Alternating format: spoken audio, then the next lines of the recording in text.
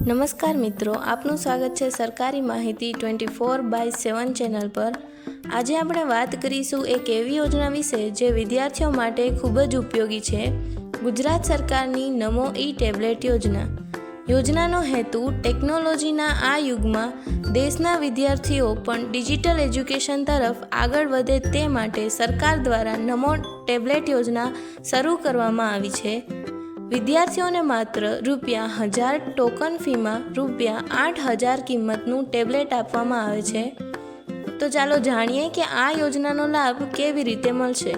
ગુજરાત રાજ્યના વિદ્યાર્થીઓ જેઓએ ધોરણ 12 પાસ કર્યું છે અને સ્નાતકના પ્રથમ વર્ષ અથવા પોલિટેકનિક કોર્સમાં એડમિશન લીધું છે, આ યોજના ખાસ કરીને SC, ST અને SEBC વર્ગના વિદ્યાર્થીઓ માટે છે, જેમાં તમને લેનોવો અથવા આઈસર કંપનીનું 4GB સિમ સપોર્ટ સાથેનું ટેબ્લેટ મળી રહેશે।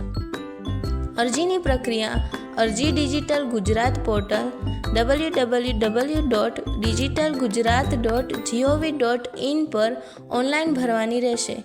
ફોર્મની તારીખો 15/7/2025 થી 31/8/2025 સુધીની રહેશે। અરજી પછી કોલેજ મારફતે ટેબ્લેટ વિતરણ થશે।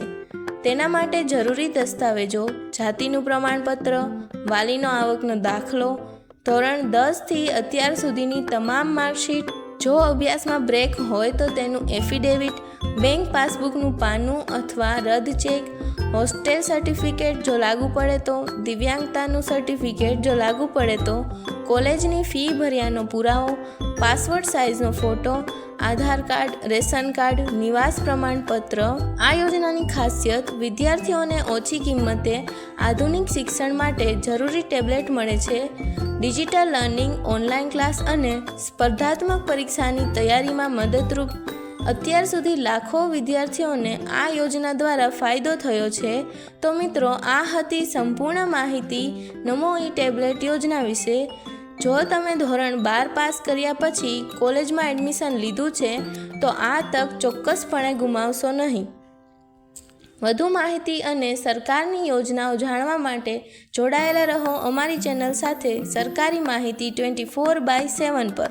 જો વિડીયો ઉપયોગી લાગ્યો હોય તો લાઇક, શેર અને સબસ્ક્રાઈબ કરવાનું ભૂલશો નહીં। અને હા, જો તમને વિડીયોમાં કોઈ પ્રશ્ન સમજાયો ન હોય તો કોમેન્ટમાં જરૂર પૂછજો। ધન્યવાદ।